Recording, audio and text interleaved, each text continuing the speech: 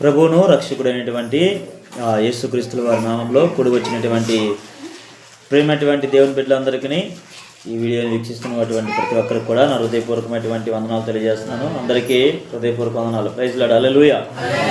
అందరు బాగున్నారా?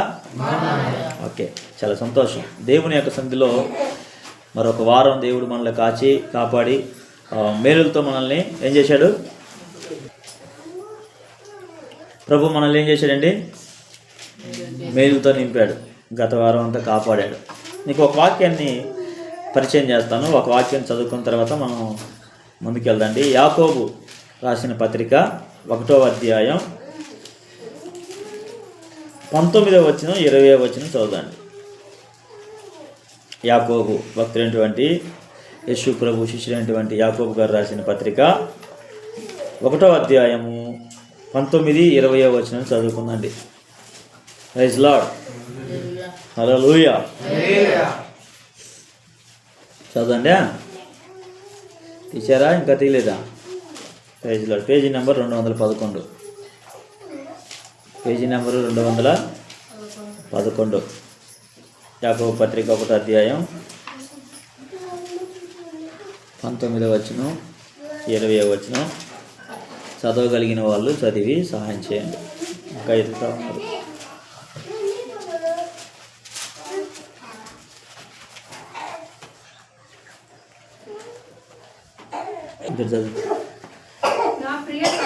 నా ప్రియ సహోదరులారా, మీరు ఈ సంగతి ఎరుగుదురు కనుక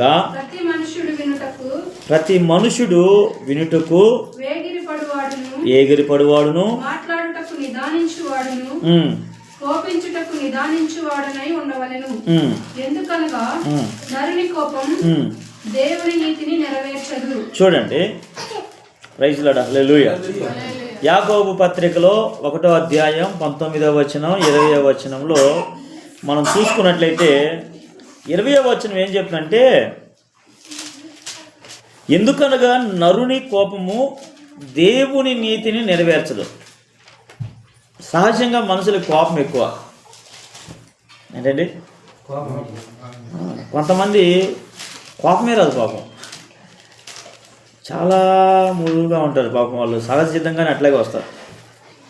కానీ మన మానవులుగా ఉన్నటువంటి వాళ్ళు మన జీవితాల్లో చూడండి, ప్రతి వారికి కోపం ఉంది. కోపం లేకుండా ఉన్నటువంటి మనుషులు భూమి మీద చాలా అరుదు. ఏంటండి? భూమి మీద చాలా తక్కువ అన్నమాట. అంటే ప్రతి మానవుడికి, పురుషుడైనా స్త్రీ అయినా చిన్నపిల్ల అయినా పెద్దవాళ్ళైనా ముసలోళ్ళైనా ప్రతి ఒక్కరికి కోపం ఉంటుంది. అవునా కదా? ఇప్పటివరకు మనం సమాజంలో అంతా చూస్తూ ఉంటాం. అయితే సహజ సిద్ధంగా వచ్చే కోపం వేరు. కానీ కొన్ని సందర్భాల్లో కోపం అనేది ఏం చేస్తారంటే పగను పెంచుకుంటుంది. అర్థం ఉందా? ఏం పెంచుకుంటుంది? పగ. ఈ పగతో అయిపోదు. పగతో పాటు ద్వేషం పెంచుకుంటుంది. చూడండి, బాగా అర్థం చేసుకోండి. ఒక మనిషి మీద ఎప్పుడు కోపం వస్తుందంటే ఏదైనా ఒక పొరపాటు చేసినప్పుడు, ఏదైనా ఒక తప్పు చేసినప్పుడు, లేకంటే ఏదైనా ఒక చేయకూడని కార్యం చేసినప్పుడు కోపం వస్తుంది. ఆ కోపం వచ్చినప్పుడు ఒక మాట అనడము, దాన్ని సరి చేసుకోవడం, మళ్ళీ వెళ్ళిపోవాలి, ఇంకా సర్దుకోవాలి. అందుకే యేసుప్రభు వారు ఏమనంటే బైబిల్లో మాట ఏమంటుందంటే, మీరు కోపపడండి కానీ పాపం చేయమాకని అన్నాడు. Praise Lord. కోపం తెచ్చుకోండి, కోపపడండి. అయితే మీ కోపము సూర్యుడు అస్తమించేంత వరకు ఉంచుకోండి, మరుసటి దినం ఉంచుకోవద్దు అన్నాడు. హల్లెలూయా. కానీ నేటి క్రైస్తవ సముదాయంలో ఈ వాక్యం అందరికీ తెలుసండి. ఏ వాక్యం? కోపపడండి కానీ పాపం చేయొద్దన్నటువంటి మాట క్రైస్తవులుగా ఉన్నటువంటి ప్రతి దేవుని బిడ్డలందరికీ, ఆల్మోస్ట్ అందరికీ తెలుసు. కానీ చాలామంది క్రైస్తవులు ఏం చేస్తున్నారంటే, దేవుని బిడ్డలు ఏం చెప్తున్నారంటే మనసులోనే కోపం పెట్టుకుంటారు. నేను బాగా చెప్తున్నాను ఏనండి. దేవుడు చెప్పిన ఉద్దేశం, నరుని కోపము దేవుని యొక్క నీతిని నెరవేర్చదంటే, ఇప్పుడు ఒక మనిషిలో ఒక కోపం వచ్చేసింది అనుకోండి, ఆ మనిషిని ఆ సమయంలో ఏం చేయలేక ఏం చేస్తాడంటే కోపాన్ని పెంచుకుంటాడు. ఆ పెంచుకున్నటువంటి కోపం ఏమవుతుందంటే పగగా మారుతుంది. అర్థమైందా? Praise Lord. హల్లెలూయా. చెప్తారు ఒకసారి. మనిషి పెంచుకున్నటువంటి కోపము ఏమవుతుందంట? పగ, ద్వేషం, అసూయ అయిపోయి కుట్రలో ఇక ఏదైనా చేయాలి వీళ్ళకి. హల్లెలూయా. దేవుని బిడ్డలారా, యేసు ప్రభు వారిని తెలుసుకొని కూడా చాలా వరకు చాలామంది ఈ కోపం వల్ల బతుకుతున్నారు. ఇంకొక మాటలో చెప్పాలంటే వాళ్ళని వేషధారులుగానే చెప్పొచ్చు. Praise Lord. పైకి భక్తి కలిగిన వాళ్ళుగా ఉంటారు, పైకి మంచి ప్రార్థనా పరులుగా ఉంటారు, పైకి మంచి నీతిమంతులుగా ఉంటారు. అందుకే ప్రభు అంటాడు, మీరు పై రూపాలు చూస్తారు, నేను లోపల హృదయాన్ని చూస్తున్నా అంటున్నాడు. హల్లెలూయా. అర్థమవుతుందా? చాలా వరకు క్రైస్తవులు చాలామంది, కొంతమంది ఉన్నారో నాకు తెలియదు కానీ అసలు నిజంగా ఎందుకు ఒక మనిషిని నీకు కోపం, ఒక మనిషిని క్షమించలేనటువంటి తత్వం బైబిల్లో ప్రభు వారు ఆదికాండం నుంచి లేకంటే కొత్త నిబంధన ప్రకటన గ్రంథం వరకు మనం చూసుకుంటే క్షమాపణ గురించి ఎక్కువ చెప్పబడుతుంది, ప్రేమ గురించి చెప్పబడుతుంది. మనుషులు ఇప్పుడు అది కరువైపోయిందండి. మనుషుల్లో కరువైపోయింది, యేసు ప్రభు నమ్ముకున్న మనలో కూడా కరువైపోతుంది. ఒక మనిషి నీకు నచ్చకపోతే వదిలే, మాట్లాడొద్దు. కానీ అంతేగాని ఆ మనిషి మీద కోపము, పగ, అసూయ పెట్టుకోకూడదు, వదిలేసేయాలి అంతే. ఏం చేయాల? పక్కన పెట్టేయండి అంతే. ఇంకా ఎక్కువగా వాళ్ళ గురించి మనం థింక్ చేయాల్సిన అవసరంలా. వాళ్ళ పనులు వాళ్ళు చేసుకుంటారు, వాళ్ళ ఆలోచనలు వాళ్ళకు ఉంటాయి. మనం ఆ మనిషిని గురించి ఆలోచన చేసి ఆ మనిషిని గురించి మనం పగ పెంచుకుంటున్నప్పుడు ఏమవుతుందంటే మనము దేవునికి దూరం అయిపోతున్నాం, దేవుని యొక్క ఆశీర్వాదాలు మనం పొందుకోలేకపోతున్నాం. కోపం అనేటువంటి మాటలో ఇక్కడ దేవుడు చెప్తున్నటువంటి కాంటెస్ట్ అంటే చెప్తున్నటువంటి విషయాలు ఏంటంటే, ఈ కోపం నీ మీద నీ హృదయంలో ఉన్నప్పుడు నువ్వేం చేస్తావంటే నీకు పగ పెరుగుతుంది. పగ పెరుగుతున్నప్పుడు ఏమవుతుందంటే ద్వేషం, అసూయ. ఎట్లాగనే కానీ ఏం చేయాలా? పగ తెచ్చుకోవాలా. ఇక నువ్వు క్రైస్తవుడు అని చెప్పుకునే ప్రయోజనం ఏముంది? నువ్వు విశ్వాసం చెప్పుకునేది ఏముంది? ప్రభు బల్ల తీసుకునే ప్రయోజనం, ప్రభు బల్లారాధనలో పాల్గొని ప్రభు రొట్టెను ద్రాక్షరసం తీసుకోవాల్సిన ప్రయోజనం ఏంటి? ఓ మానవుడా, ఓ విశ్వాసి, ఓ క్రైస్తవుడా, ఆలోచన చేయి. ఎందుకోసం భూమి మీద ప్రభువును నువ్వు అంగీకరించున్నావు? నీ ఉద్దేశం ఏమిటి? ఒకళ్ళంటే ఒకళ్ళు సరిపోదు. ఎవరికి? విశ్వాసులకే. ఏమ చర్చికి వస్తే ఆయమ్మ చర్చికి రాడు, ఆయప్ప చర్చికి వస్తే ఈ అప్ప చర్చికి రాడు. ఆమె పాట పాడటానికి అవకాశం ఇస్తే ఎక్కకపోతే ఇంక చూసుకో మందిరం అంతా పీకి మందిరేస్తారు. ఇంక మాట్లాడుకోరు. మందిరంలో కూర్చున్నా కానీ సమాధానంగా కూర్చోరు. మందిరానికి పేరు ఏంటంటే సమాధానానికి మందిరం. అది హల్లెలూయా. దేవుని మందిరం సమాధాన మందిరం. సమాధాన మందిరం కలిగినటువంటి స్థానంలోకి వచ్చి సమాధానం ఉంటారు కొంతమంది. ఏం ప్రార్థన చేస్తారు వీళ్ళు, ఏం భక్తిపరులు. కొంతమంది చూడండి, మన హిందూ సోదరులను చూడండి, చక్కగా వాళ్ళు గుళ్ళకి వెళ్తారు, చక్కగా వాళ్ళు ఇవ్వాల్సిన సమర్పణ చేసుకుంటారు, భక్తి వాళ్ళు చేసుకుంటారు, చక్కగా వస్తారు, మాట్లాడతారు, ప్రేమను పంచుతారు. వాళ్ళ దగ్గర ఉన్న రూపాయి 2 రూపాయలు ఎవరికి బిచ్చగాళ్ళకి పేదవాళ్ళకి ఇస్తారు. పుణ్యం వస్తుందని చెప్పేసి కొంచెం వాళ్ళ దగ్గర ఉన్నటువంటి ఆహారాన్ని కొంచెం ఇస్తారు. ఎంత సమాధానంగా వస్తూ ఉంటారు వాళ్ళు. మీరు గమనించారా? కొంతమంది అలా ప్రవర్తిస్తూ ఉంటారు. మంచిది అది. మందిరానికి ఎందుకు వెళ్తాం, టెంపుల్కి ఎందుకు వెళ్తాం? సమాధానంగా ఉండేదానికోసం. కొంతమంది దేవుణ్ణి నమ్ముకున్న వాళ్ళు కూడా, యేసు ప్రభువుని అంగీకరించిన వాళ్ళు కూడా, అందరు కాదు, అందరి గురించి మనకు వద్దు, మన సంగతి ఆలోచన చేద్దాం. Praise Lord. ఇతరుల గురించి మనం ఆలోచన చేస్తే మనం నష్టపోతాం. ఇతరుల గురించి ఎప్పుడు కూడా మనం ఆలోచన చేయకూడదు. వాళ్ళు భక్తి ఉన్నారా, ప్రార్థనలో ఉన్నారా, విశ్వాసులుగా ఉన్నారా, వాళ్ళు ఎలా ఉన్నారు, నువ్వు ఎలా ఉన్నావు, నీ కుటుంబం ఎలా ఉంది. ఆమేన్. ఎప్పుడు మనం ఆలోచన చేయాల్సింది ఏంటంటే, నేను ఎలా ఉన్నాను, నా కుటుంబం ఎలా ఉంది, దేవునికి నేను ఎంత దగ్గరగా ఉన్నాను, దేవుడు చెప్పింది నేను చేస్తున్నానా చేయట్లేదా, అంతే. ఎవరు చెప్పింది? ప్రభువు చెప్పింది. ఏం చెప్పాడు ప్రభు?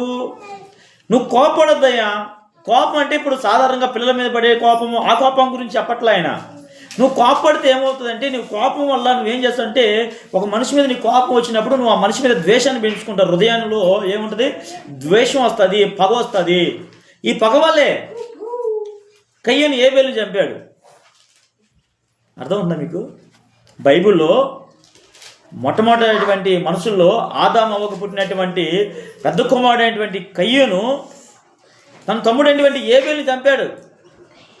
ఎందుకు తెలుసా? అతని లోపల కోపం వచ్చింది. అతని మీద కోపం వచ్చేసి పగను అట్లాగే పెంచుకొని అవకాశం కోసం ఎదురు చూశాడు. ఇప్పుడు మనకి ఎవరి మీద కోపం ఉందనుకోండి, మనం ఏం చేస్తాం అంటే ఎవరి మీద పగ తీర్చుకోలేము, అవకాశం కోసం ఎదురు చూస్తాం. నేటి సముదాయంలో కూడా జరుగుతూ ఉంది. అవకాశం కోసం ఎదురు చూస్తూ ఉంటారనమాట. చూచి అవకాశం దొరికినప్పుడు ఏం చేస్తారు? దెబ్బ కొట్టాలని చూస్తారు, దెబ్బ కొడతారు. పగ తీర్చుకున్నాం అనుకోండి, సంతోషపడతారు. ప్రభు అంటున్నాడు ఇక్కడ, యాకోబు అంటున్నాడు, యాకోబు తన పత్రికలు రాస్తూ, నరుని కోపము, ప్రైజ్ లార్డ్, నరుని యొక్క కోపము దేవుని యొక్క నీతిని నెరవేర్చలేదంటే దేవుని యొక్క నీతి ఏంటిది? ఒక మనిషిని ప్రేమించటం, ఒక మనిషికి సహాయం చేయటం, ఒక మనిషి ఆపదలో ఉన్నప్పుడు ఆదుకోవటం, ఒక మనిషి కష్టంలో ఉన్నప్పుడు అతనికి సహాయం చేయటం, అతని మీద ప్రేమ చూపించమని ప్రభు చెప్తా ఉండంటే ప్రభు చెప్పిన మాటలన్నీ పక్కన పెట్టేసేసి వీళ్ళు సొంతంగా వీళ్ళే అంతా క్రియేట్ చేసుకొని నాకు ఆయన చేసా, నేను చేయాల్సిందే. ఎవరికి నష్టం? చేస్తే నీకే నష్టం. అర్థం కావట్లా. ప్రతిఫలం నువ్వే అనుభవిస్తావు. నువ్వు ఏది విత్తుతే అది కోస్తావు. ఆమేన్. హల్లెలూయా. దేవుని బిడ్డలారా, మన జీవితాల్లో, మన కూర్చున్నటువంటి మనందరి జీవితాల్లో కోపం వస్తే అది ఆ రోజు తీర్చేసుకొని వదిలిపెట్టేసండి. మనసులో పెట్టుకోవద్దండి. ఎక్కువగా మనం ఆలోచన అయితే మనకి నిద్ర రాదు. ఆమేన్. కోపం అనేది మనల్ని ఏ స్థాయికి తీసుకెళ్తుంది అంటే హత్య చేసే స్థాయికి తీసుకెళ్తుంది మనుషుల్ని. ఏ స్థాయికి? ఒక మనిషి మీద ఈ కోపం అనేది ప్రభావితం చేసింది అనుకోండి, హృదయంలో ఒక మనిషిని ఏమైనా చేద్దాం, ఎక్కడికైనా తెగిస్తాం అన్న స్థానం తీసుకెళ్తుంది కోపం. అందుకే కోపం అనేది మానుకోవాలి. అందుకని కోపం అనేది ఉండకూడదంటే కుటుంబంలో ఏదైనా తప్పు చేస్తే గద్దించటము, కోపటము, ఆ కోపం గురించి చెప్పట్లేదు ప్రభు. ఒక మనిషిని మీద నువ్వు పగ పెంచుకొని, ద్వేషం పెంచుకొని అతన్ని చంపే అంతవరకు ఆ విధమైన కోపం వద్దు. అది దేవుని యొక్క నీతిని నెరవేర్చదు. నరహత్య చేయటం దేవునికి అస్సలు నచ్చదు. అర్థమవుతుందా? ఈరోజు ప్రపంచ దేశాల్లో చూడండి, ఈరోజు చాలా వరకు ప్రపంచాన్ని చూడండి, ఏమవుతుంది? హత్యలు ఎక్కువైపోతున్నాయి, చంపుకోవడాలు ఎక్కువైపోతున్నాయి. ఎందుకు? ఎక్కడో ఒకసారి కూడా కోపానికి బీజం పడింది. ఈ కోపం అనేది ఊరుకుంటుందా? ఎలాగైనా పగ తీర్చుకోవాలి. ఎలా ఎలా ఎలా ఎలా అతని వల్ల కాకపోతే కొంచెం డబ్బు ఇచ్చేయటం, అతని వల్ల కాకపోతే ఏదో ఒక విధంగా పని చేయించడం, మొత్తానికి అనుకున్న పనిని చేస్తున్నాడు. చేసిన పాపం ఊరికి పోతుందా? పాపం ఊరికి పోదండి, మళ్ళీ వెనకాలే వస్తుంది. మనం ఏది విత్తుతామో అది కోస్తాం. ఏ చెడ్డ పని అయితే మనం చేస్తామో రేపు దిన అది మన దగ్గరికి ప్రతిఫలింపు చేస్తుంది. ఖచ్చితంగా మన దగ్గర కనపడుతుంది. కాబట్టి దేవుని బిడ్డలారా, ఇక్కడ భక్తుడైనటువంటి యాకోబు గారు చెప్తున్నట్లుగా ఏమంటున్నాడంటే, మరొకసారి చదువుకుందాం. ఎందుకనగా నరుని కోపము దేవుని నీతిని నెరవేర్చదు. నరుడు ఒక సాధారణమైనటువంటి వ్యక్తి, దేవుడు చాలా గొప్పవాడు, అవునా కదా? కానీ ఈ లోకంలో దేవుని యొక్క నీతి అయిన కార్యాలు జరగాలంటే మానవుడిగా దేవుడు మనకిచ్చినటువంటి స్థానాన్ని మనం కాపాడుకోవాలి. ఆమేన్. వింటున్నారా? అందరూ నిద్రపోతున్నారా? నిద్ర వీళ్ళందరూ గట్టిగా చెప్పండి హల్లెలూయా. దేవుని స్తోత్రం. మరొకసారి చదువుకుందండి 21వ వచనం.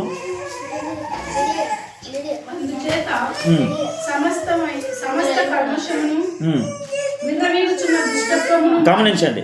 అందుచేత సమస్త కల్ముషమును, విర్రవీగుచున్న దుష్టత్వమును మాని లోపల నాటబడిన మీ ఆత్మలు రక్షించుటకు చాలండి. లోపల నాటబడినటువంటి దేవుని యొక్క వాక్యాన్ని మీరు ఏం చేయాలంటే సాత్వికంతో అంగీకరించాలా. హల్లెలూయా. కోపం గురించి చెప్తున్నాండి. కోపం చాలా డేంజర్ అండి. కోపం వస్తే ఎవరు ఏం చేస్తారో అర్థం కాదు, అవునా కదా?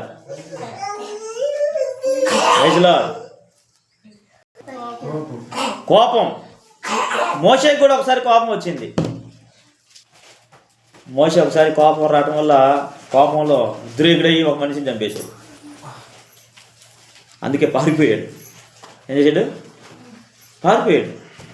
ఉన్నటువంటి ఊరిని వదిలిపెట్టేసి, దేశాన్ని వదిలిపెట్టేసి, రాజభవనాన్ని వదిలిపెట్టేసి, రాజకోటను వదిలిపెట్టేసి పారిపోయాడు. కోపం నిన్ను పరిగెత్తుతుంది, జాగ్రత్త. అర్థముందా? కోపం అనేది, నువ్వు కోపంలో చేసే కార్యము నిన్ను పరిగెత్తుతుంది. మోషే ఒక రాజభవనంలో ఉన్నాడు. ఒక రాజు తర్వాత రాజుగా ఉండవలసినటువంటి వ్యక్తి. హల్లెలూయా. ఉన్నతమైనటువంటి విద్యలు నేర్చుకున్నటువంటి వ్యక్తి, ఉన్నటువంటి దేవుని ఆ యొక్క సకల విధమైనటువంటి జ్ఞానాన్ని, పాండిత్యాన్ని. హల్లెలూయా.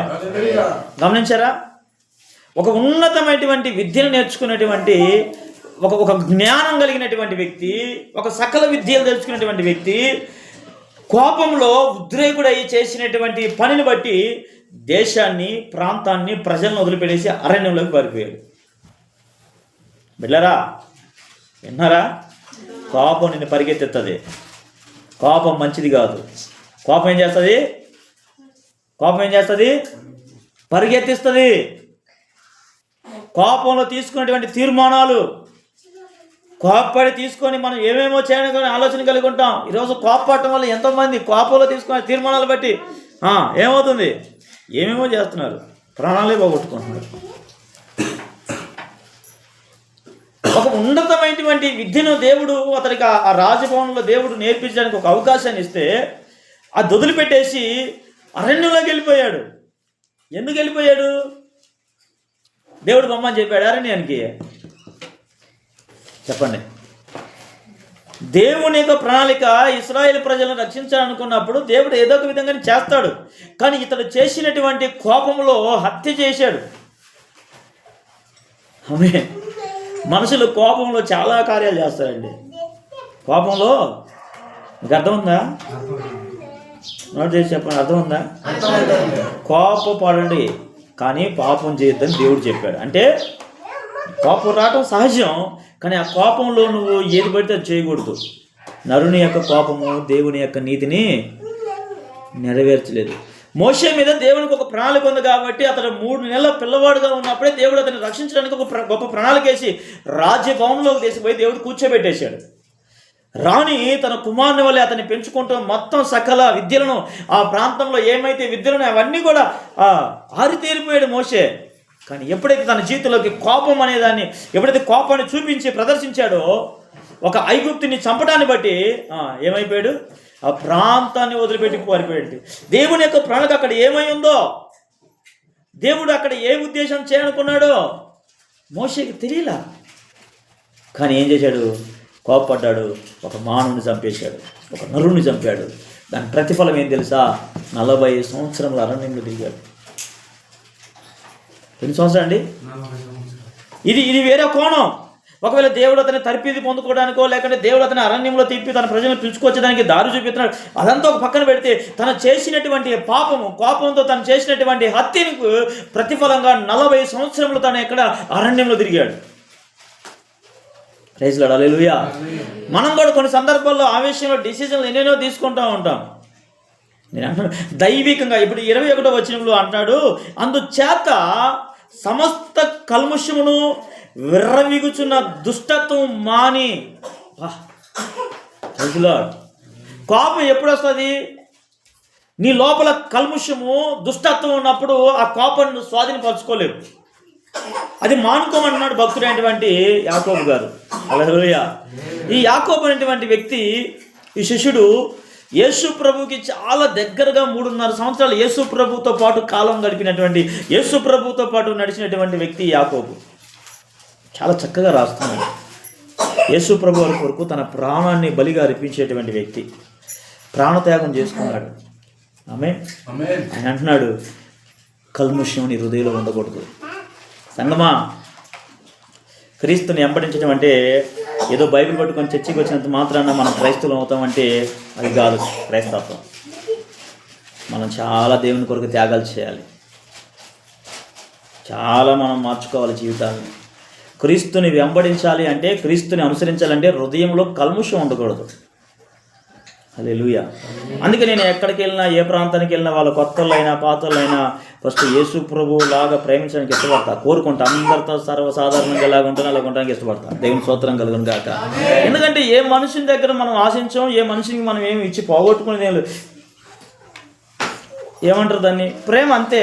ప్రేమతో ఒక మనిషిని మాట్లాడుతున్నప్పుడు ఆ ఎదుటి వ్యక్తి ఏదైనా బాధలో ఉంటే ఆ ప్రేమను బట్టి మనం మాట్లాడుతున్న మంచి మాటలను బట్టి బలపరుస్తాడేమో. ఆమె హల్లెలూయా. ఈ మంచి మాటలను బట్టి బలపరుస్తారేమో. అందరితో సమాధానంగా సంతోషంగా ప్రేమతో ఉండాలి. మనం ప్రేమించినా ప్రేమించకపోయినా ఒక విషయం చెప్తున్నాం, మనం ఇతరుల మీద ఏం చేయకూడదు, కోపాన్ని పెంచుకోకూడదు. ఉంటుంది, మనసులో బాధ ఉండొచ్చు. ఆ బాధను అలాగే మనం తీసుకొని పోతే మనం నష్టపోతాం.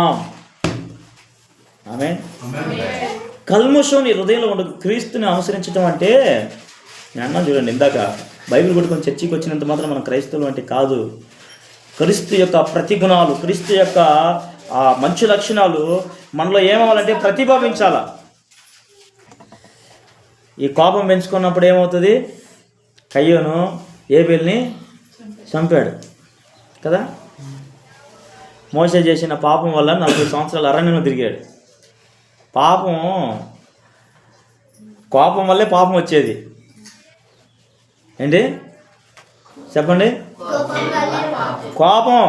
ఈ కోపం పాపం కలిసినాయి అంటే మనిషిని చంపేస్తాయి. కొంతమంది నేరుగా చంపుతారు, కొంతమంది మాటలతో చంపేస్తారు. హల్లెలూయా. ఇలాంటి వాళ్ళు చాలామంది ఉన్నారన్నమాట. ఎలాంటి వాళ్ళు? మాటలతో చంపేవాళ్ళు. వాళ్ళు మాట్లాడే ఒక్కొక్క మాట బుల్లెట్ కంటే వేగంగా వస్తాయి. ఒక బుల్లెట్కే మానవులు తట్టుకోలేరు. అలాంటిది వీళ్ళు మాట్లాడే ప్రతి మాట బుల్లెటే. అంత అంత అంత ఇదిగా మాట్లాడతారు, అంత కఠినంగా మాట్లాడుతూ ఉంటారు. అసలు అంత ద్వేషం ఎందుకు పెంచుకుంటున్నారు? అందుకే అంటున్నాడు, నువ్వు కల్ముషం నీ హృదయాల్లో ఉంచుకోవద్దు. దుష్టత్వం అంటున్నాడు చూడండి తర్వాత వచ్చినలో. విర్రవీగుచున్నదంట దుష్టత్వం. Praise the Lord. ఈ కల్ముషము, ఈ యొక్క దుష్టత్వం ఏమోదని విర్రవీగుచున్నాయి. ప్రియ సంగమా, ఈ యాకోబు అనేటువంటి భక్తుడు సంఘానికి ఏం మెసేజ్ ఇస్తున్నాడంటే, మీరు నరుని యొక్క కోపము దేవుని యొక్క నీతి నెరవేర్చదు కాదు. అంటే నీ హృదయంలో ద్వేషము, అసూయ, ఇలాంటి కోపము, పగలు పెట్టుకుంటే దేవుని యొక్క నీతి నెరవేర్చదు. దేవుని యొక్క నీతిని నెరవేర్చకుండా ఉండడానికి కోపం అనేది మనుషుని యొక్క కార్యాల్లో పాలుభాగస్థమైపోయి దేవుని దగ్గర నుంచి మానవులకు రావాల్సిన ఆశీర్వాదం రావట్లేదు, దీవెన రావట్లేదు. తర్వాతగా చేసినటువంటి కోపాన్ని బట్టి, చేసినటువంటి తప్పును బట్టి పారిపోతున్నటువంటి సందర్భాలు ఎన్నో ఉంటున్నాయి. హల్లెలూయా. చూడండి దేవుని బిడ్డలారా, కోపంతో చేశాడు ఆ మనిషి. ఏ మనిషి? మోషే గారు 40 సంవత్సరాలు అరణ్యంలో తిరిగాడండి. మనం అనుకుంటాం దేవునికి ఒక ప్రణాళిక ఉంది, దేవునికి ఒక ఉద్దేశం ఉంది, దేవునికి ఒక కార్యం ఉంది. అరణ్యంలో 40 సంవత్సరాలు అతన్ని తిప్పడం కొరకే, ఇశ్రాయేలు ప్రజలు మళ్ళీ తీసుకెళ్ళడం కొరకే దేవుడు అతన్ని తిప్పించాలే అనేది ఒక పక్కన మనం చెప్తా ఉంటాం. అదొక పక్కన ఉండే. కానీ దేవుని యొక్క సరైనటువంటి ఒక ప్రణాళిక, అక్కడ ఐగుప్తుడు ఇబ్రిడు ఇద్దరు గొడవ పడుతున్నప్పుడు వాడిని ఒకరిని చంపేసి ఒకరిని విడిపించడం కాదు దేవుని యొక్క నీతి అయినటువంటి కార్యం. హల్లెలూయా. ఒకరిని చంపి ఒకరిని వదిలిపెడతాం కాదు.